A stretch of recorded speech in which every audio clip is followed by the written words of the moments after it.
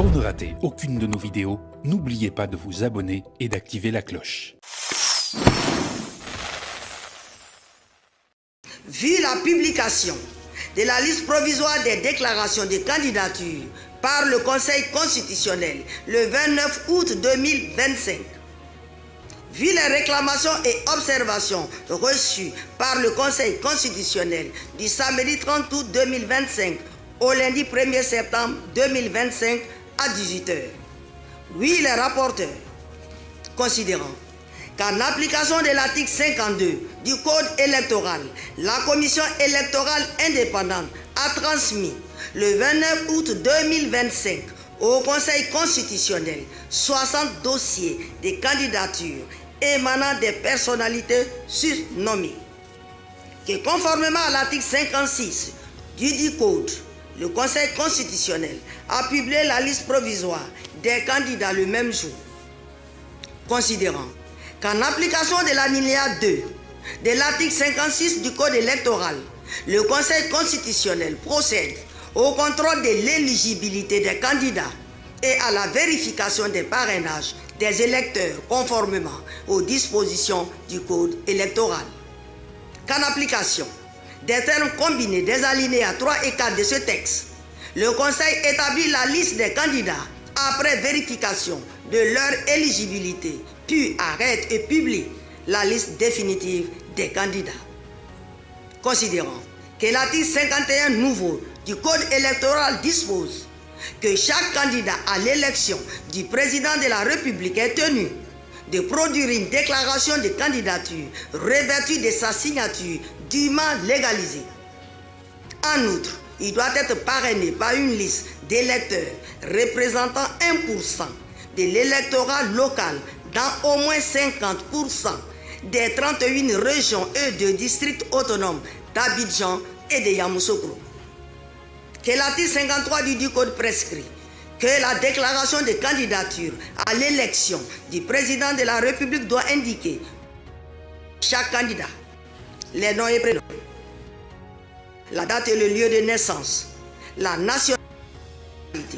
la filiation, la nationalité du père ou de la mère, le domicile et la profession, le ou les partis politiques l'ayant investi le cas échéant, la couleur, le sigle et le symbole choisi pour le bulletin unique de vote, les districts autonomes ou régions où le parrainage a été obtenu, ainsi que le pourcentage d'électeurs y ayant parrainé la candidature. Et l'article 54 du même code dispose que la déclaration de candidature est obligatoirement accompagnée pour chaque candidat des pièces ci-après: un extrait de l'acte de naissance ou du jugement supplétif en tenant lieu, un certificat de nationalité, un extrait du casier judiciaire, une attestation de régularité fiscale, une copie du reçu de cautionnement.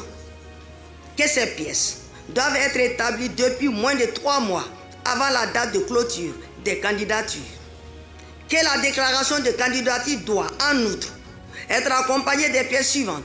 une lettre d'investiture du ou des partis ou groupements politiques le cas échéant, la liste des électeurs qui parrainent la candidature avec en regard les prénoms, noms, dates et lieux de naissance, la circonscription électorale d'inscription, le numéro de la carte d'électeur et de la carte d'identité le cas échéant, ainsi que la signature de l'intéressé. Considérant que l'article 54 du Code électoral énonce par ailleurs, et notamment, un électeur ne peut parrainer qu'un candidat. Dans le cas d'une présence sur plus d'une liste, le parrainage sur la première liste contrôlée selon l'ordre de dépôt est validé et est invalidé sur les autres. Toutefois, si du fait de cette invalidation, une candidature n'atteint pas le minimum requis des électeurs inscrits au fichier ou le minimum requis par district autonome ou par région, notification en est faite au mandataire concerné. Celui-ci peut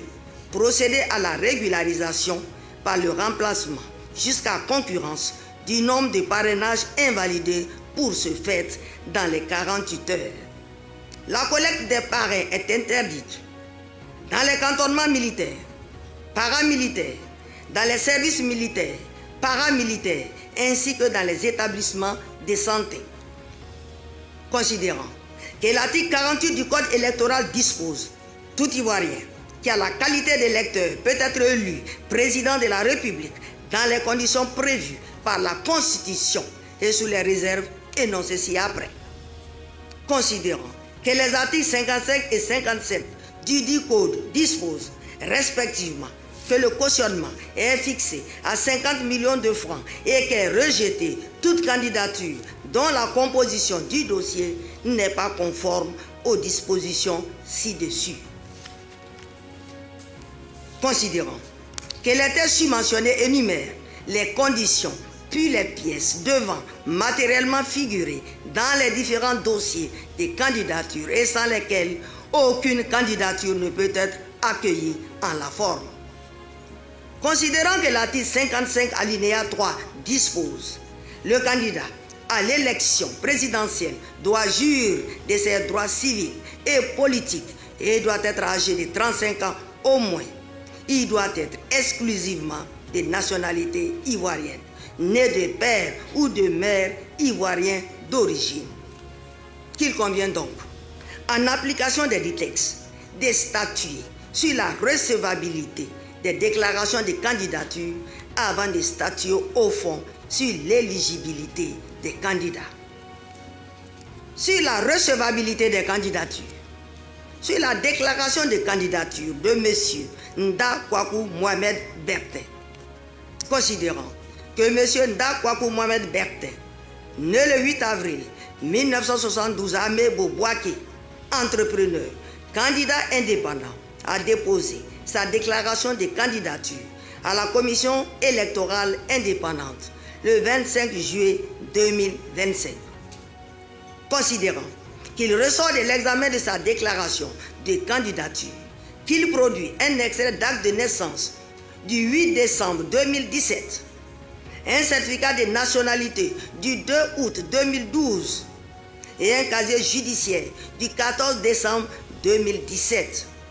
que tous ces actes datent de plus de 3 mois. Qu'en outre, son dossier de candidature ne comporte ni attestation de régularité fiscale, ni reçu de paiement du cautionnement de 50 millions de francs CFA, que sa candidature doit être déclarée irrécevable. Sur la déclaration de candidature de M. Dabé Yves Michel Jr., considérant que M. Dabé Yves Michel Jr., né le 26 juin 2001 à la Gazette d'Ivo, étudiant investi par le Front patriotique panafricain, a déposé sa déclaration de candidature à la commission électorale indépendante le 12 août 2025. Considérant que l'intéressé est âgé de 24 ans, qui ne remplit pas la condition d'âge minimal de 35 ans, au moins exigée par l'article 55 nouveau de la Constitution. Considérant par ailleurs que le reçu de cautionnement de 50 millions de francs CFA ne figure pas dans son dossier, qu'il convient de déclarer irrécevable sa candidature. Sur la déclaration de candidature de M. Ado Brou René, considérant que M. Ado Brou René, né le 18 novembre 1980 à Zopé, planteur, candidat indépendant, a déposé sa déclaration de candidature à la commission électorale indépendante le 13 août 2025, considérant qu'il ne produit pas le reçu de cautionnement de 50 millions de francs CFA et l'attestation de régularité fiscale, qu'il y a lieu de déclarer sa candidature irrécevable. Sur la déclaration de candidature de Mme Lagou Adjoua Henriette, considérant que Mme Lagou Adjoua Henriette, née le 22 juin 1959 à Daoukro,